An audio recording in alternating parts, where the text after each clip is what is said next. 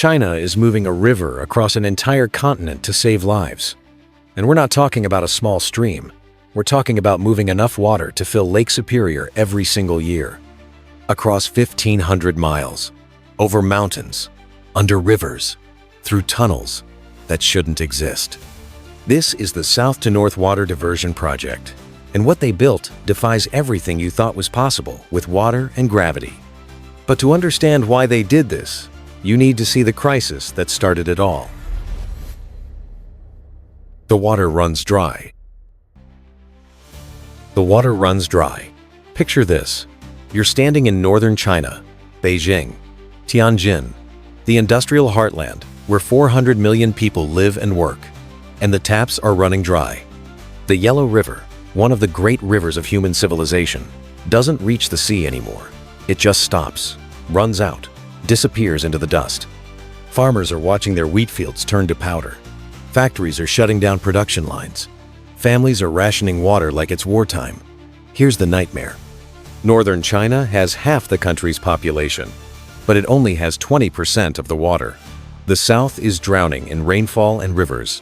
The north is dying of thirst. And every year, it's getting worse. The numbers are terrifying. Beijing has less water per person than Saudi Arabia. Saudi Arabia, a desert kingdom.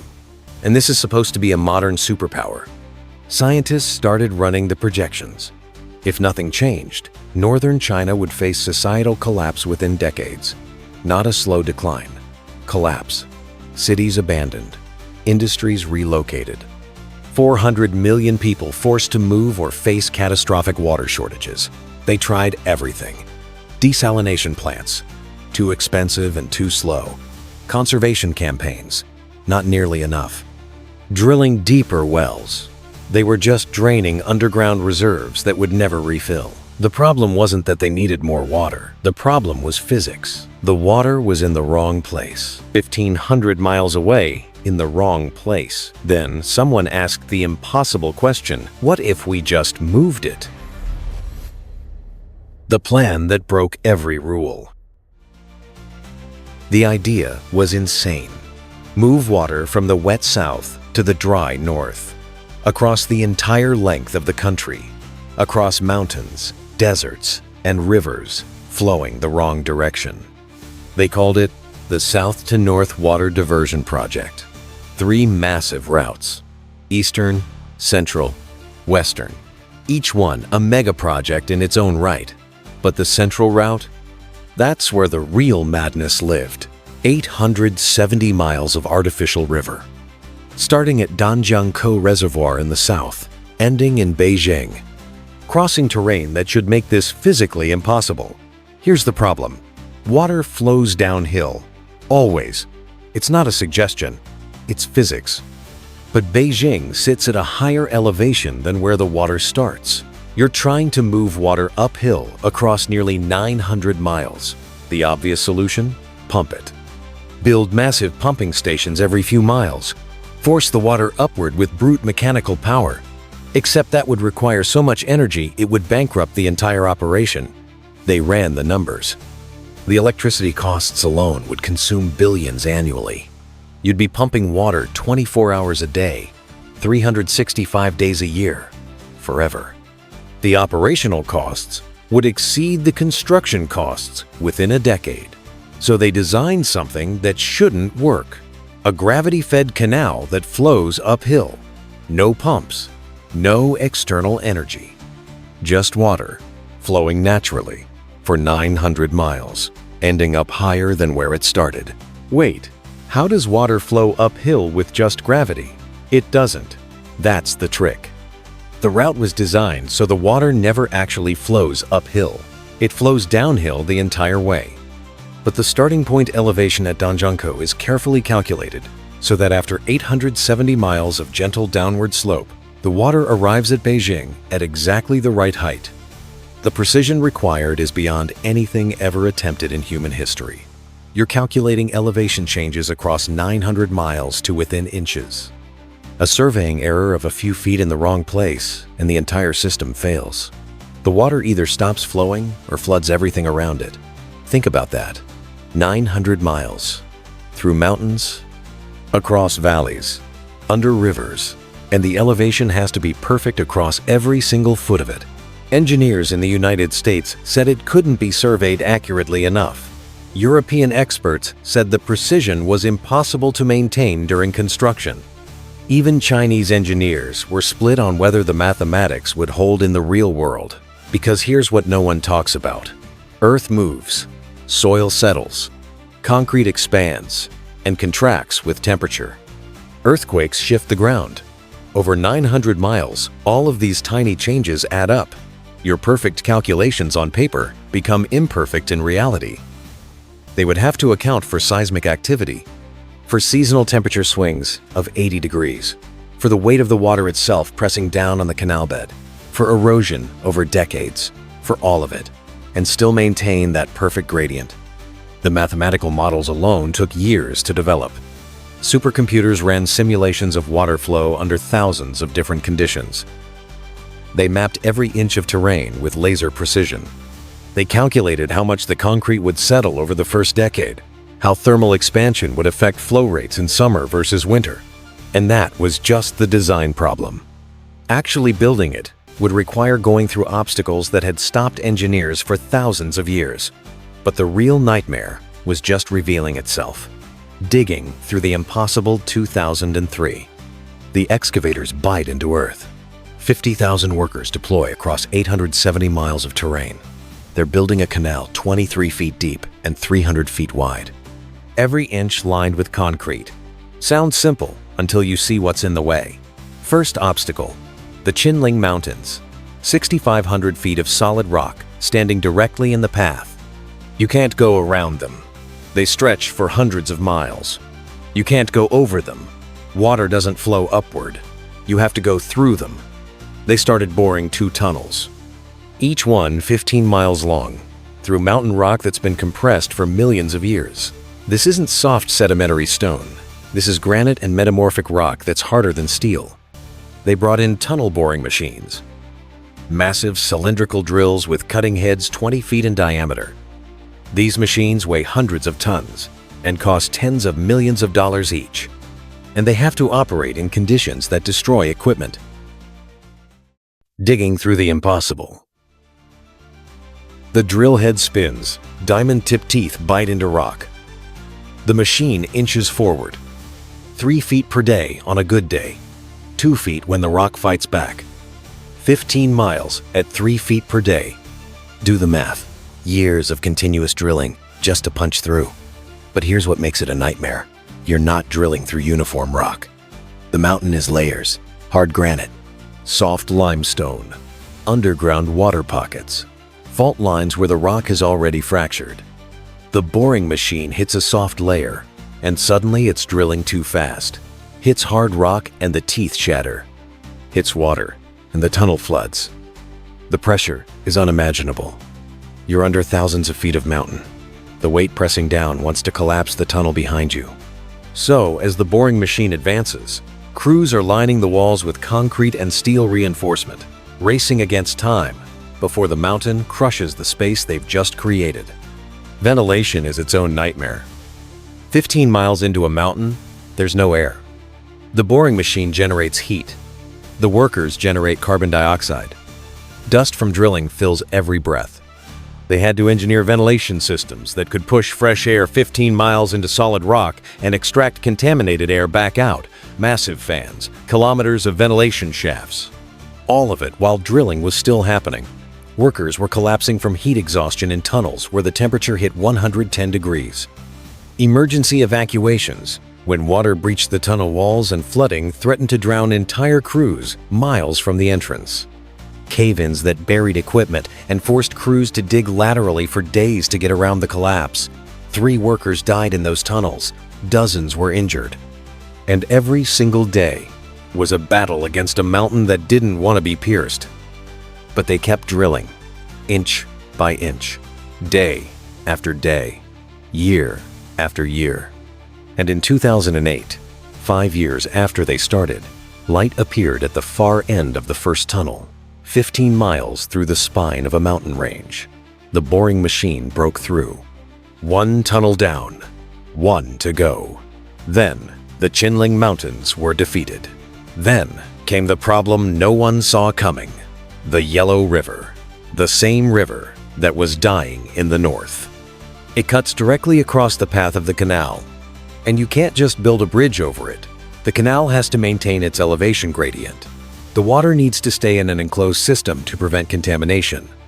You need the canal to cross underneath the Yellow River, under a river, while that river is still flowing. They had to bore a tunnel 23 miles long, not through mountain rock this time, through riverbed sediment, sand, gravel, clay, material that's waterlogged and unstable, 200 feet beneath the surface. Here's the engineering problem. When you tunnel through rock, the rock supports itself. It's solid. But riverbed sediment? It wants to flow like liquid. The pressure from above is trying to push it down into your tunnel. The water in the sediment wants to flood in. You're essentially trying to dig a tunnel through wet sand that's under millions of tons of pressure. They used a technique called slurry shield tunneling. The boring machine advances and immediately fills the space behind it with pressurized slurry, a thick fluid that pushes back against the collapsing sediment. Then crews come behind and install concrete tunnel liners before the slurry is removed. It's a race. Bore forward, fill with slurry, install concrete, repeat, for 23 miles. And this is happening 200 feet below an active river. The Yellow River is flowing overhead, millions of gallons per second. If the tunnel walls crack, the river floods down. If the boring machine miscalculates and goes too shallow, it breaches the riverbed from below. Either way, it's catastrophic. They installed pressure sensors every few feet, monitoring the sediment, watching for any sign of instability. Crews were working in darkness in a concrete tube 200 feet underground with a major river pressing down from above. The psychological pressure alone was crushing. One section hit an underground aquifer. High-pressure water burst through the tunnel wall. Workers evacuated as water flooded hundreds of feet of tunnel in minutes. They had to pump it out, reinforce that entire section with additional concrete, and continue. The delay cost them 6 months, but in 2010, the tunnel broke through on the far side, 23 miles under the Yellow River. The canal could now cross beneath one of China's great rivers without the two ever mixing. Every day was a gamble. Every meter forward was a victory against physics. And they still weren't done. The terrain kept rising and falling. Valleys hundreds of feet deep cut across the path. They couldn't just dig through them. The elevation gradient didn't allow it. They had to build aqueducts, massive concrete structures spanning entire valleys, holding millions of gallons of flowing water suspended in the air. Picture this: a concrete channel 300 feet wide and 23 feet deep, filled with water, suspended 300 feet above a valley floor on pillars. This isn't a pipe. This is an open-air river held up by concrete towers. The engineering is insane. Each pillar has to support thousands of tons of water weight, plus the weight of the concrete structure itself, plus dynamic loading as water flows through, plus wind forces on a structure that massive, plus thermal expansion and contraction, plus earthquakes. Because this is China. Earthquake zones. The ground moves. A concrete structure that rigid will crack and fail unless it's designed to flex. So they engineered expansion joints, sections that can move independently, dampening systems that absorb seismic waves. The aqueducts had to survive earthquakes that would collapse bridges. They built 64 of these aqueducts along the route, some spanning valleys over half a mile wide. Each one a feat of structural engineering that would be famous if it was built in isolation. Here, they're just necessary infrastructure. And all of this is happening while the canal is being dug around them. 50,000 workers, thousands of pieces of heavy machinery, operating across 870 miles simultaneously. Coordinating construction so that when everything connects, the elevation gradient is perfect. Then there was the human cost. 340,000 people living in the path of the reservoir expansion. You can't move this much water without storing it first. Danjiangkou Reservoir had to expand. That meant flooding more land. land where people lived. Entire towns got relocation notices. Not individual families, entire communities. Places where families had lived for generations, centuries. Farmers who knew every inch of their land. Shopkeepers who'd served the same families for decades. Temples that had stood for hundreds of years. They relocated everyone. The government built new towns, new homes. Compensation was paid. But you can't compensate for erasing history, for flooding the graves of your ancestors, for watching your childhood home disappear beneath water. In 2010, the reservoir gates closed. Water began filling the expanded reservoir. Week by week, the water rose. Roads disappeared. Then homes. Then entire villages. Rooftops sank beneath the surface. Temple spires were the last to go. Then just water, where towns used to be. 340,000 people watched their past drown. By 2014, 11 years into construction, they'd carved through mountains, tunneled under rivers, built aqueducts across valleys, and drowned entire landscapes. Mountains had been defeated. Rivers had been conquered. Valleys had been spanned. The canal stretched 870 miles from south to north, and no one knew if any of it would actually work. Then came the moment everything depended on. The gates open. The gates opened December 2014. Danjiangkou Reservoir. The gates are about to open for the first time. 11 years of construction. $62 billion spent. 870 miles of canal carved across a continent. And it all comes down to this moment. Engineers are stationed every mile along the route, monitoring equipment lines every section. Everyone is watching, waiting, because if this fails, there's no backup plan. The gates open. Water begins flowing into the canal. 95 billion gallons will make this journey every year. That's enough to fill an Olympic swimming pool every 30 seconds for an entire year. But here's the tension. This isn't a test run with a small amount of water. This is full flow. Right from the start, all or nothing. The water has to maintain perfect flow rate. Too fast, and it erodes the concrete lining. Too slow, and it doesn't reach the destination. The elevation calculations have to be exact across 900 miles. One miscalculation, and the water either stops flowing or floods the surrounding area, and the quality has to hold. This water is going directly into the taps of Beijing. It has to meet drinking water standards after flowing through concrete for weeks. The water enters the first tunnel, disappears into the Qinling Mountains. 15 miles of darkness. Sensors detect the flow. It's holding. Pressure is stable. The mountain isn't collapsing. Days pass. The water keeps moving. It reaches the Yellow River crossing, 200 feet below the riverbed. The tunnel holds. No leaks. No catastrophic failures. The water flows beneath one of China's great rivers without mixing. The aqueducts fill. Millions of gallons suspended hundreds of feet in the air on concrete pillars. The structures hold. No cracks. No collapses. Week after week, the water advances. Gravity pulls it forward. The elevation changes guide it northward. No pumps, no external energy. Just physics working exactly as designed. Then, after flowing for weeks, the water reaches Beijing. The impossible has happened. Water from the south is flowing into the taps of the north. 400 million people now have access to water that was 1,500 miles away. Flow rate? 95 billion gallons annually, expandable to 315 billion if needed. Water quality? Exceeds drinking water standards, better than what was coming from local sources. Structural integrity? Every tunnel, every aqueduct, every mile of canal is holding under real-world conditions. The project that defied physics is working. The river that shouldn't exist is flowing. But here's what they actually built when you see the full picture. The river that rewrote reality. Let's talk about what actually exists now, because the numbers don't make sense until you see them all together. 1,432 miles of canals, That's the total length across all 3 routes. Longer than the distance from New York to Denver. All of it artificial. All of it engineered. $62 billion. That's what it cost to completion in 2014. The most expensive water project in human history. 23 reservoirs, either created from nothing or expanded to hold the volume needed.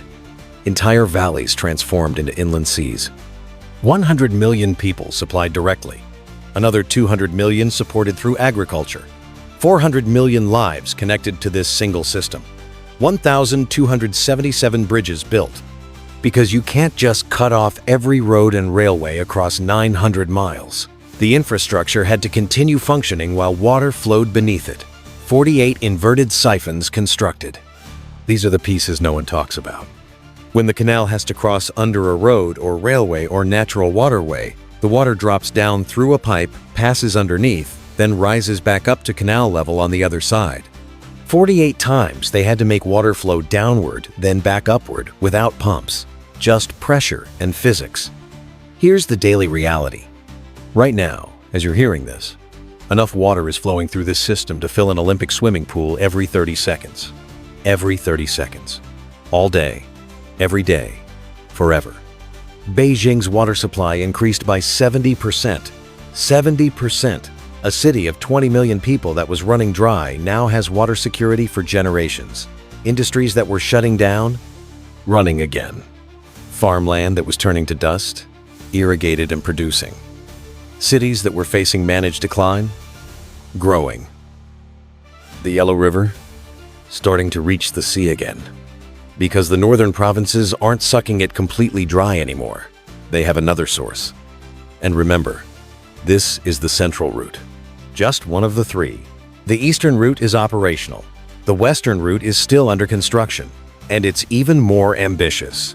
But here's what matters. Here's what they actually proved. You can move water across a continent. You can make it flow uphill without pumps. You can tunnel through mountains and under rivers. You can suspend millions of gallons in the air on concrete. You can do all of this and have it work reliably every single day. The South-to-North Water Diversion Project isn't just moving water. It's rewriting what's possible when 400 million lives depend on solving the impossible. And right now, this very second, that water is flowing from the Himalayas to the Yellow River Plains, through tunnels that shouldn't exist, across aqueducts that defy belief, gravity-fed, continuous, unstoppable. The river that crosses a continent is real, and it's saving lives.